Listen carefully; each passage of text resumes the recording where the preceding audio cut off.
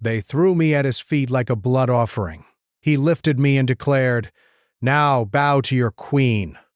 The wind howled across the jagged cliffs that lined the kingdom of Ilarion, carrying with it the scent of rain, iron, and something older, something whispered in forgotten legends. At the edge of the cliff, a solitary figure stumbled through the mist, her robes torn, her hair clinging to her pale face. She had walked for hours, maybe days. Time had lost meaning in the endless gray. Her name was Alara, though in these lands names meant little when survival was uncertain. Below her the river churned violently, and the forest beyond seemed to murmur, as if alive. She had been captured by soldiers of the Northern King, a man known only as Kale, whose reputation was whispered in fear and awe. They had dragged her from her home, tossing her like a piece of rag into the heart of his domain. A blood offering, they had called her. The words had burned like fire in her chest, though she did not understand why her life had been chosen for this. When the castle rose above the clouds of mist, it was a sight both terrifying and magnificent. Black spires clawed at the sky, windows glimmering with a cold light. Torches burned along the battlements, though the flames seemed almost reluctant, flickering as if the air itself refused warmth. She was brought through gates that groaned under the weight of iron and age, past soldiers whose eyes were hollow with duty, and into a hall that smelled of old incense, wax, and something sweeter, power. At the center of the hall, on a raised dais, sat King Kale. He was taller than any man she had ever seen, his shoulders broad and commanding. His hair was black as the void outside, and his eyes were a stormy gray, sharp and unreadable. There was no warmth in his gaze when he first looked at her, only curiosity. And curiosity, she had learned, could be more dangerous than hatred. Alara fell to her knees as the soldiers had commanded. Her hands scraped against the cold stone, and for a moment she closed her eyes and prayed that the earth would swallow her. She had no words, no plea that could reach this king. He was not a man to be moved by words, and she had learned that in the whispers of the wind and the fearful silence of the court. "Rise," he said, his voice deep and resonant, carrying across the hall like a strike of lightning. Alara's head jerked up. The soldiers stared, confused. This was not part of the ritual, the offering, the ceremony they had practiced. But Kale stood, his long cloak trailing behind him like shadow. He stepped down from the dais, each movement deliberate, controlled. When he reached her, he bent slightly and lifted her from the stone floor. Shock burned through her. She was light in his hands, fragile as a bird, yet she felt no fear, only the echo of disbelief. Around them, the hall was silent. Even the torches seemed to still. "Now," he said, his voice soft, almost intimate, "bow to your queen." Alara blinked. "Queen," she whispered, her voice trembling, barely audible. "I am no queen. I am nothing." "You are what the kingdom needs," he said simply, as though that explained everything. His stormy eyes held hers, and in that gaze she saw not cruelty but a challenge, a question, a promise. The soldiers stiffened, the courtiers whispered, and Alara felt a strange pull in her chest. She did not understand it. How could she? She had been raised in modest halls, taught only to obey, to hide, to survive. She had never imagined power, nor had she desired it. And yet there was a strange weight in her, a recognition, a trembling thrill of destiny she could neither claim nor reject. Kale stepped back, letting her feel her own pulse, her own breath. He studied her for a long moment, as though measuring the distance between fear and courage, between submission and defiance. "You will not bow because I demand it," he said finally. "You will bow because you choose to survive, and because the crown itself calls for you." Alara's mind spun. She had heard stories of cursed crowns, of kings and queens who bore power that devoured their souls. She had heard legends of the Northern King, who was said to walk between shadow and light, friend to none and master of all, and yet she felt a spark of something unfamiliar. Hope, a fragile, trembling ember. "You mock me," she said. though her voice lacked its usual edge. She could not mask the awe, the fear, the confusion. I am not fit for this. I am not fit for anything but death. Kale's lips curved almost imperceptibly, as if amused by her defiance. Perhaps, he said. Or perhaps you are the only one who can rise where others have fallen. You will learn. You will endure. You will bow, eventually. But not yet. Not to me. To yourself. Elara swallowed hard, her throat tight.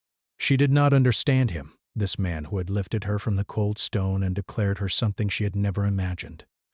She wanted to reject him, to run, to scream that she was not his, not anyone's. And yet, in the marrow of her bones, a strange certainty began to take root. The court was not quiet for long. Courtiers whispered, guards shifted, and the hall seemed to hum with tension.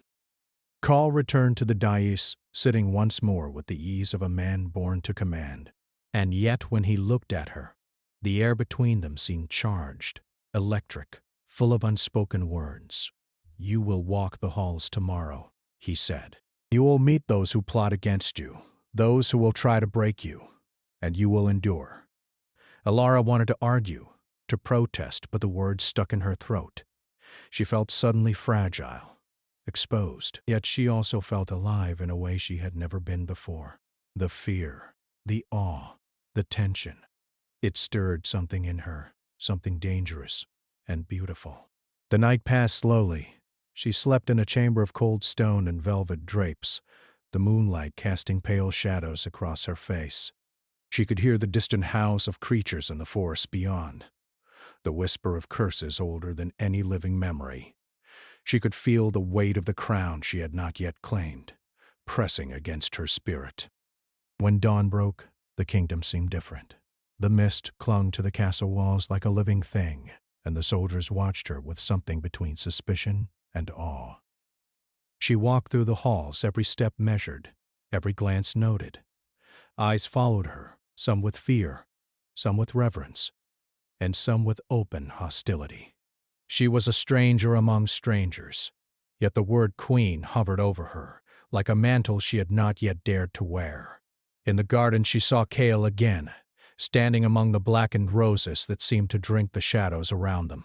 He watched her silently, and she felt that pull once more, a strange tension between dread and desire, fear and curiosity. You are learning, he said finally, his voice low, carrying across the stone paths. Do not mistake caution for weakness, and do not mistake fear for submission. Elara's fingers clenched the fabric of her cloak. I am learning, she said, though her voice barely carried. She did not trust herself yet, not with him, not with the crown, not with the destiny she did not understand.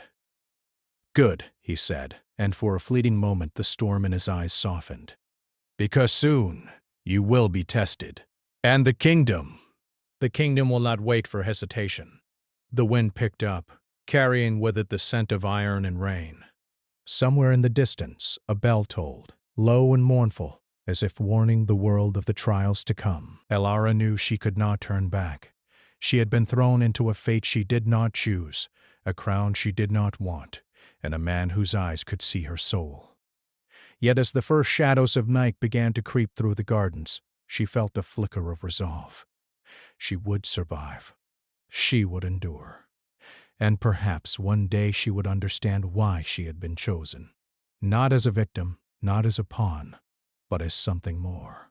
And in the hall above, Kale watched her, his gaze unwavering, as if he knew that the true trial had only just begun. For the first time, Elara wondered, would she bow to him or to herself? And in that question, the night held its breath. The castle of Elarian was alive in ways Elara could not yet understand. It breathed through the walls, whispered through the corridors, and seemed to watch her with patient, unyielding eyes. Each morning the cold stone halls echoed with her tentative footsteps, the clatter of armored guards, and the whispered gossip of courtiers who measured her every glance, her every gesture. Elara had learned quickly that a title did not protect her. Being called queen in the king's court meant she had power in name, but no one would honor it, without challenge. She felt eyes on her everywhere. In the kitchens where servants whispered, in the library where scholars scurried at her approach, in the throne room where courtiers plotted behind their fans and smiles. She spent the first days walking the halls under Kale's watchful gaze, learning the rhythm of the castle, the rules of the court, and the dangers that lurked in polite smiles. Kale himself was a puzzle she could not yet decipher. At times he was cold and exacting, his judgment sharp and unyielding. At other times he was almost gentle, offering small hints of guidance in a voice that could freeze or soothe in equal measure. One morning, in the quiet of the gardens, Kale appeared, his cloak trailing behind him like a shadow. The air was thick with the scent of damp earth and black roses that seemed to drink the sunlight. He did not speak at first, only watched her walk along the stone paths, the hem of her cloak brushing the frost. "You are learning faster than I expected," he said finally. His voice was calm, but there was a weight beneath it, something heavy with expectation. "But the court will not wait for you to feel ready. They will test you. And some tests, they cannot be survived without strategy." Elara stopped, gripping the edges of her cloak. "I am not ready," she admitted, though her own words surprised her. They sounded less like fear and more like truth. "I do not know this world. I do not know these people. I cannot be the queen they need." Kale's stormy eyes studied her, sharp and unrelenting. "You are not their queen," he said slowly. "Not yet. You are mine, and the crown chooses its bearer." "You will learn, Elara, or the shadows will claim you before the courtiers ever have a chance." His words sent a shiver down her spine. The shadows. She had felt them already, slipping along the walls, lurking in corners and creeping like mist across the floors at night.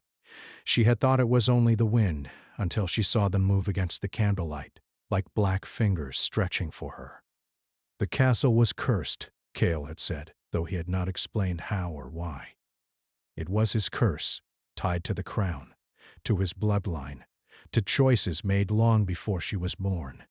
And now, somehow, she was caught in it, an unwilling player in a game older than memory. Days passed, each heavier than the last. She met the nobles who would bow to her, or spy on her. Some greeted her with forced smiles, others with open disdain. Their eyes measured her, testing for weakness. She had to learn to stand tall even when the weight of her fear pressed down on her shoulders. One evening, Kale summoned her to the library. It was vast and cold, filled with books whose pages seemed almost to hum with the weight of knowledge. Candles flickered in tall iron holders, casting shadows that danced across the stone walls. Kale stood near a large window, his gaze distant, looking at the storm rolling over the cliffs. "The crown carries a curse," he said quietly, as she entered.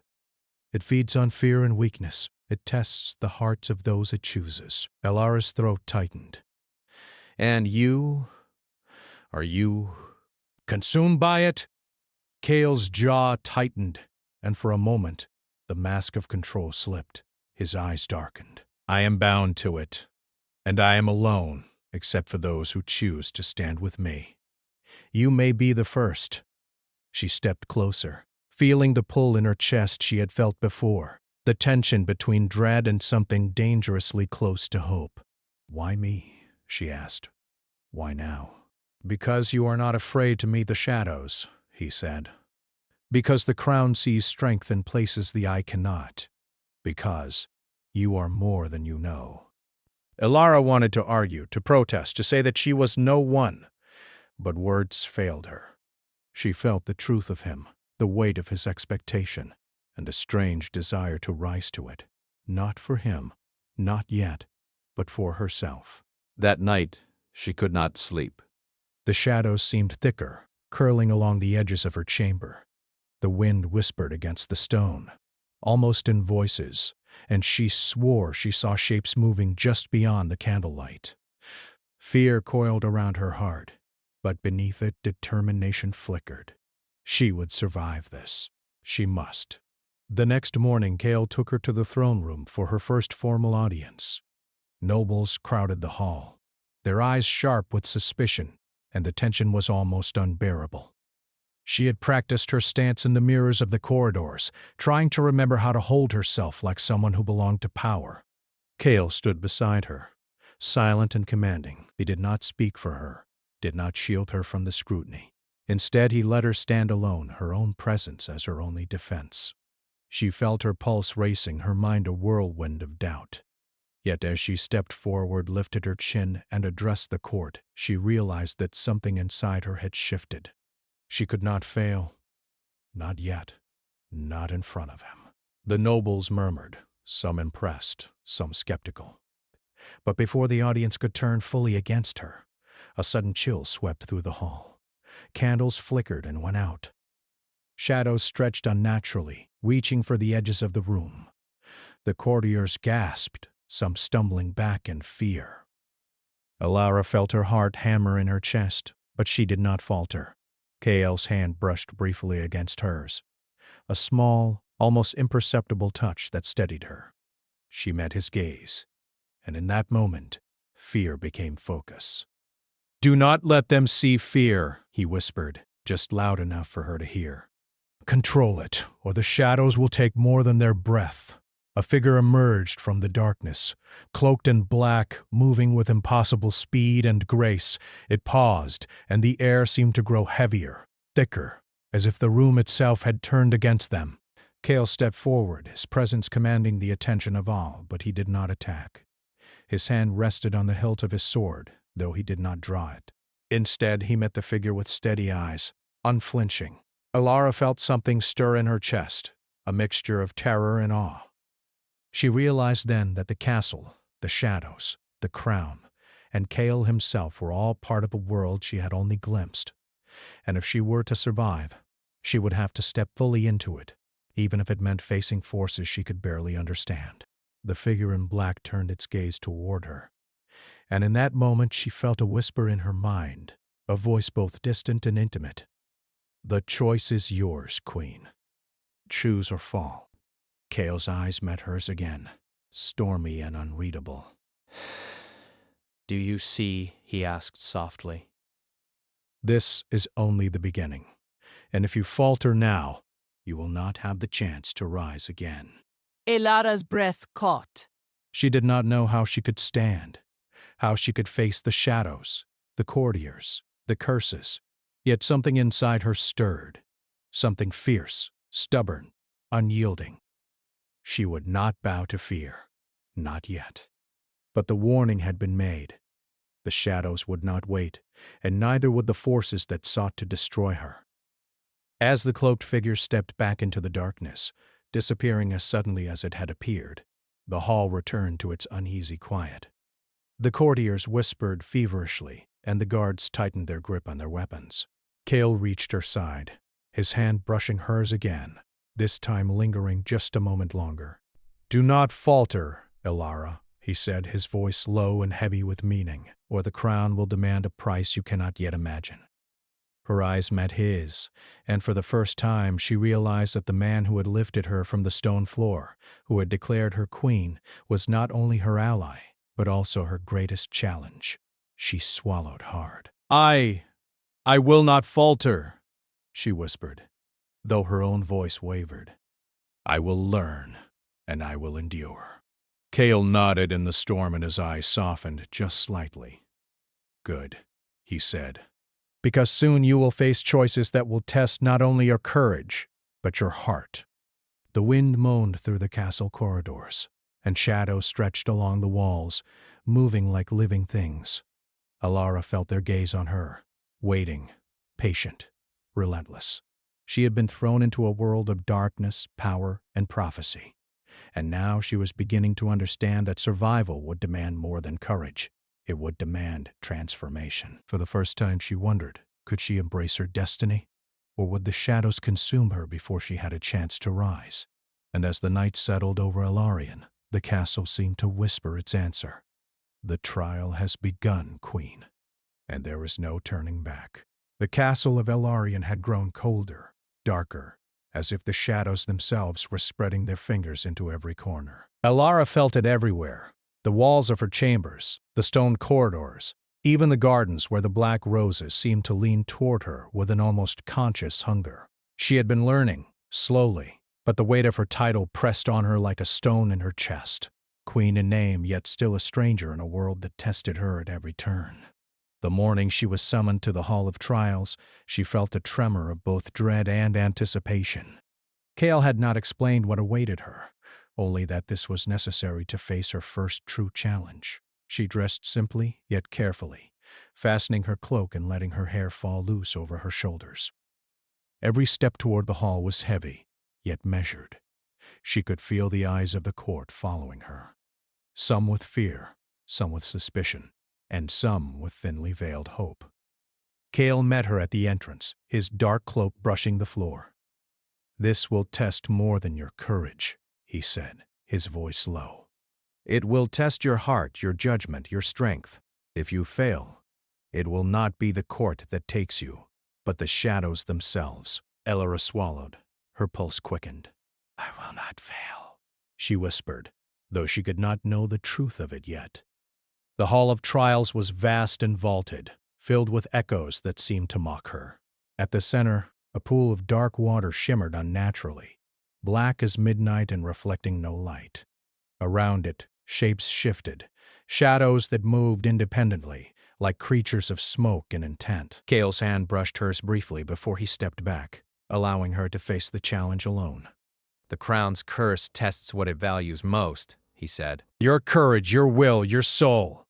Step forward, Elara.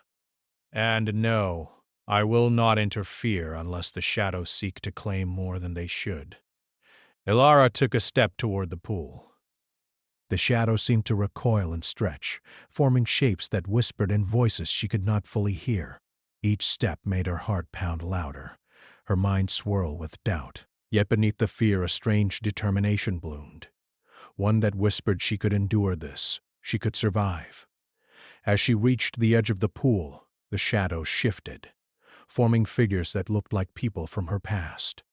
They reached for her, their hands outstretched, their faces twisted with longing, accusation, and grief. She recognized them, her family, her friends, faces she had lost to circumstance, to exile, to time. "You cannot escape us," they whispered. "Bow or we consume all you love."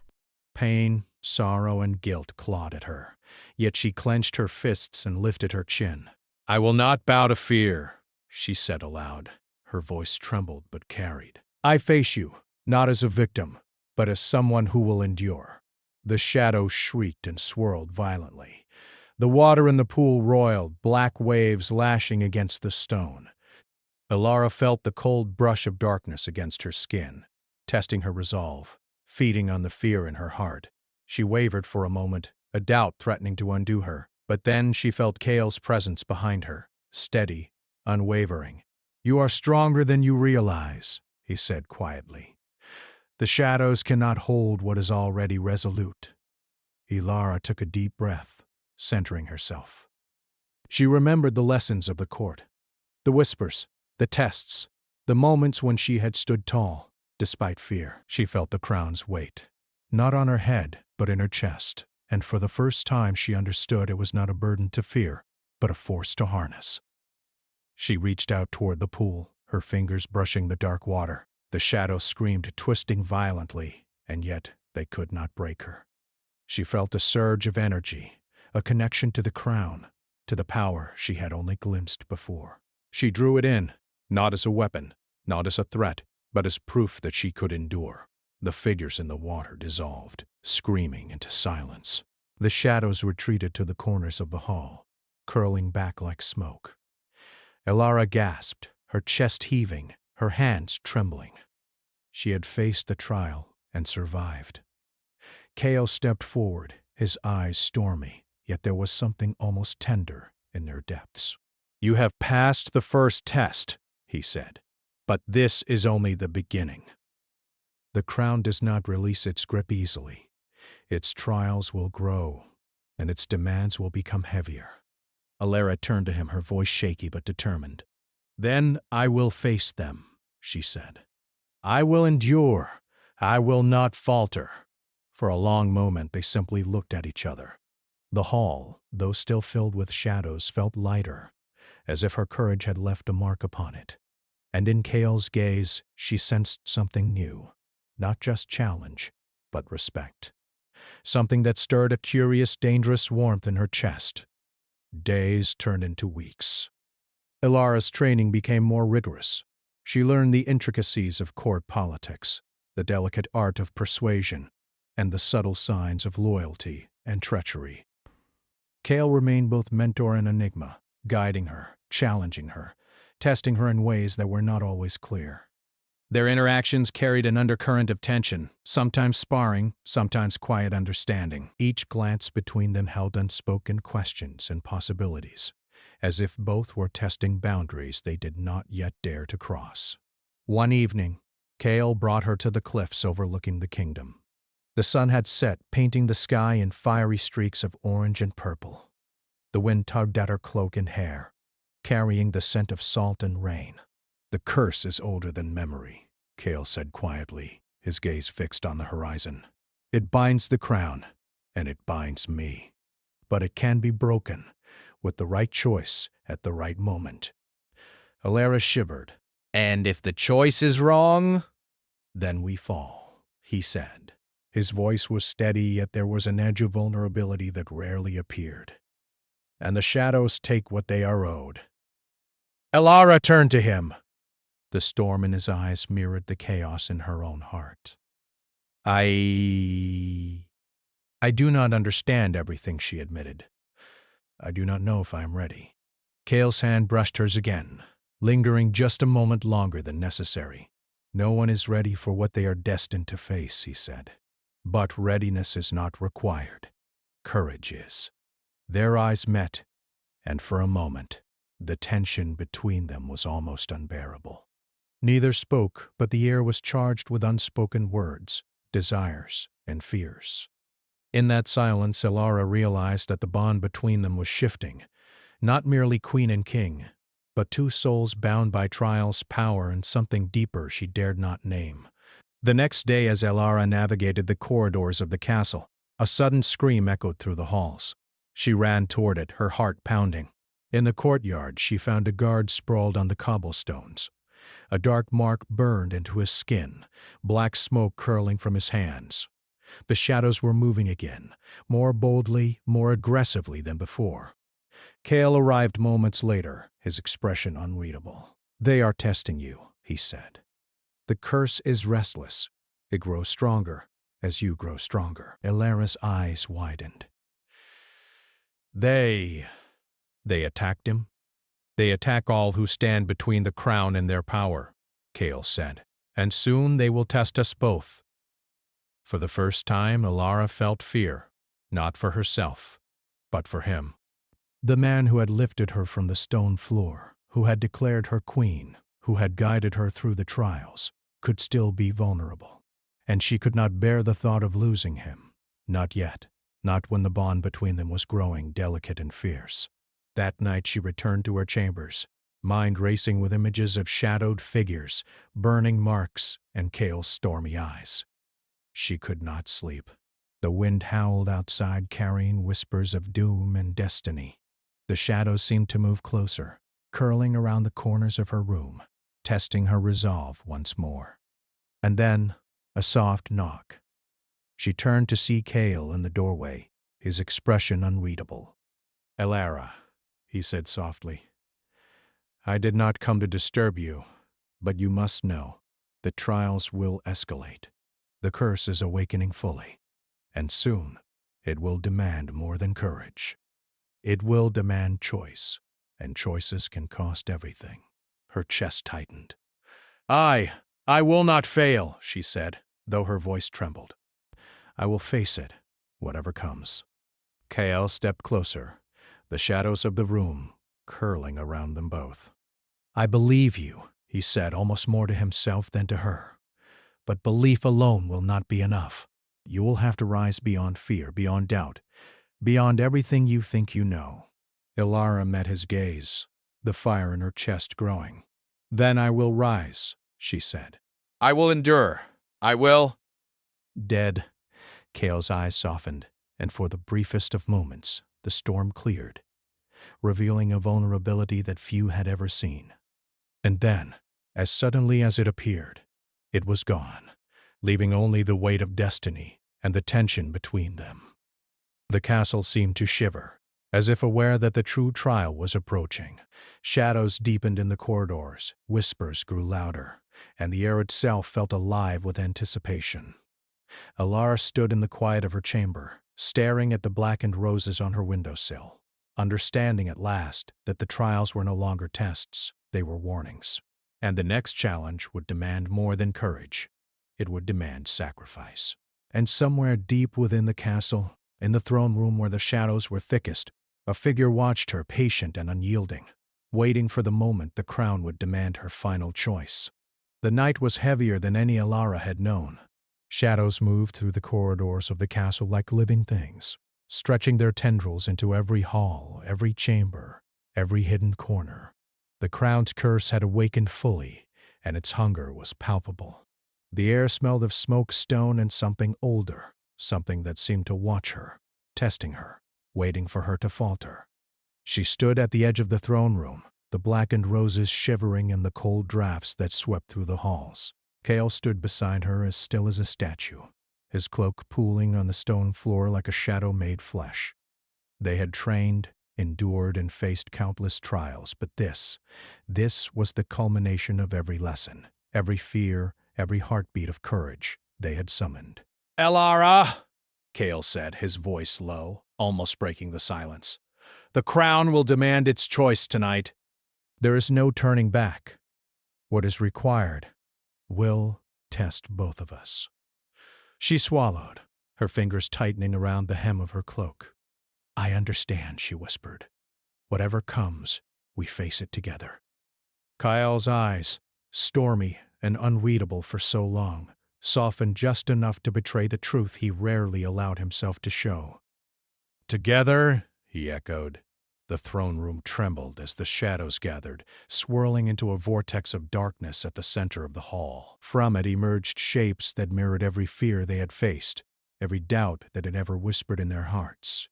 Faces of fallen soldiers, whispers of betrayal, and echoes of their own insecurities rose like ghosts from the black. Alara's chest tightened. She felt the pull of despair, the temptation to bow to the fear that had stalked her since she arrived in this cursed castle. But then she felt Kale's presence beside her, steady and grounding. His hand brushed hers, a spark that reminded her of why she had survived every trial, why she had endured every challenge, every test, every shadow that had sought to unmake her. The crown feeds on fear, Kale said, his voice a thread of sound amidst the storm. Do not give it what it wants. Alara stepped forward, letting her fear bloom into resolve. We end this, she said. Not because we are without fear, but because we face it together. The shadows lunged at them, shapes forming into monstrous, distorted versions of their doubts. Kale drew his sword, the blade glinting with an otherworldly light, though he did not strike immediately. Instead, he moved as if part of the shadows themselves, reading their motion, predicting their attacks. Alara watched, understanding for the first time that the true power of the crown was not in the blade or the title, but in courage, trust, and the heart willing to endure. One by one, the shadows attacked. Alara felt her courage tested at every step. One form, a dark echo of herself, hissed words she feared to speak aloud. You are weak. You cannot survive. You are unworthy. Her heart pounded. Her legs threatened to fail her, but she stood firm. I am not unworthy, she said, louder, with growing conviction. I am here. I endure. I rise, the shadow shrieked, recoiling as her words, her will, and her strength pushed against it. Kale moved beside her, fighting his own shadows, yet his eyes remained on hers. Every glance, every touch of their hands reminded her that they were not alone, that together they were stronger than the darkness that sought to consume them. The shadows coalesced into a great swirling vortex at the center of the throne room, rising like a storm that could devour the world.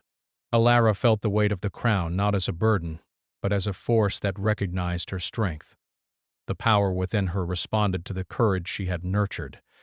the trust she had built, and the choices she had made. Gale's hand found hers, holding it firmly. "We face it together," he said again. And in that moment, the storm of darkness seemed almost to hesitate, as if testing the bond between them. Elara took a step forward, her voice strong, carrying across the trembling hall. "We will not bow to fear. We will not bow to despair. We rise together and we claim what is ours by courage, not by surrender."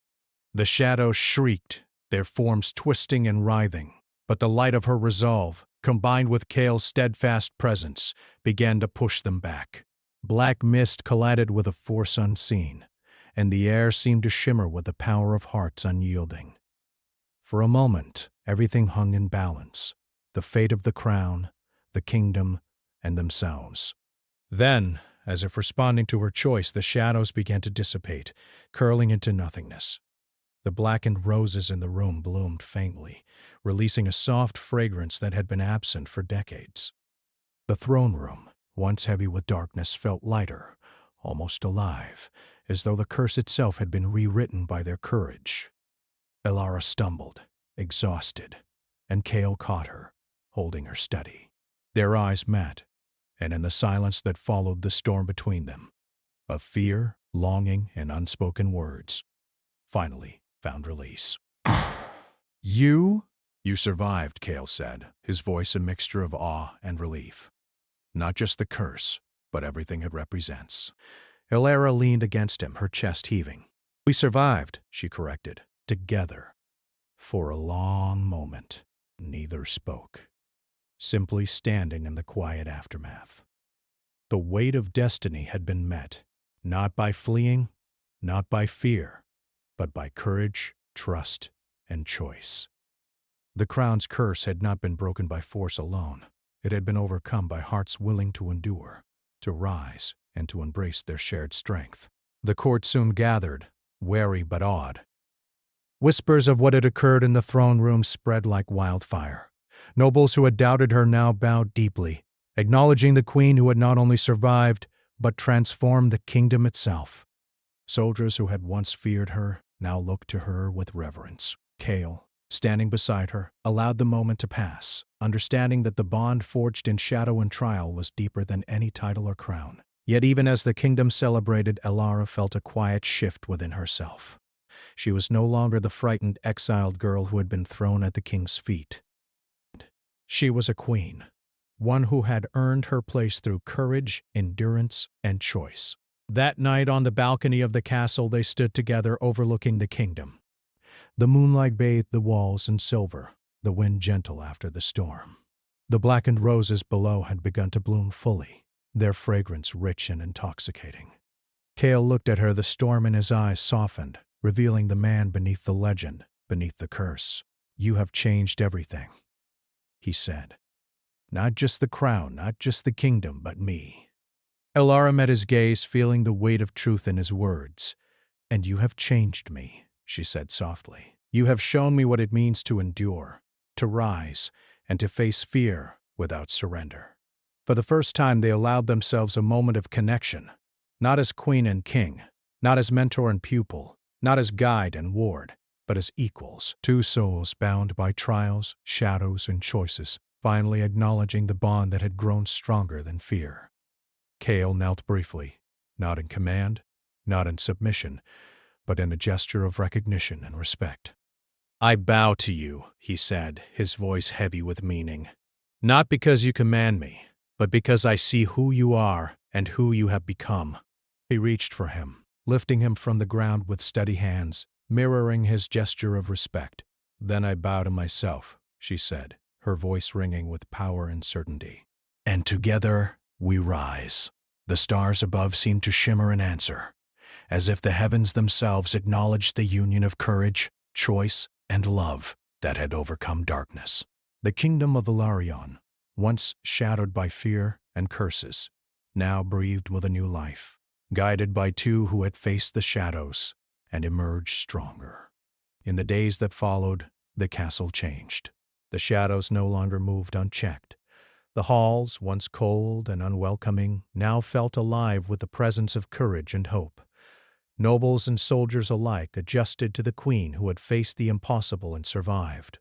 Carl and Alara walked through the halls together, their partnership unspoken but undeniable, a bond forged in fire and shadow, tempered by trials and choice. And while the crown still rested upon her head, heavy with history and responsibility, it no longer weighed like a burden. It had become a symbol of endurance, courage, and transformation, the living proof that darkness could be met, confronted, and overcome. Elara gazed out over the kingdom from the balcony, one last time, Kale beside her. "We did it," she whispered, more to herself than to him. "No," Kale corrected, a small smile tugging at his lips. "We are doing it, every day, together." The wind swept past them, carrying the scent of blooming roses and the promise of a kingdom renewed. The shadows had tested them, challenged them, but in the end, choice and courage had prevailed. And in that victory they found not only survival but a love and bond that neither darkness nor destiny could sever. As the first light of dawn touched the highest spires, Elara and Kale stood side by side, looking down at a kingdom that now held hope, strength, and renewal. The trials were behind them, the shadow subdued, and the curse broken, not by fear, not by force, but by courage, endurance, and hearts that chose to rise together. For the first time, Alara felt the truth of her own power. She was not only a queen by title, but by choice. She had faced the darkness, survived, and embraced it, forging a future not dictated by fear, but by courage, love, and unyielding resolve. And Kale, the king who had been both challenge and anchor, stood with her, no longer a solitary storm, but a partner in the dawn of a new kingdom. Together, they had risen. Together, they had rewritten fate.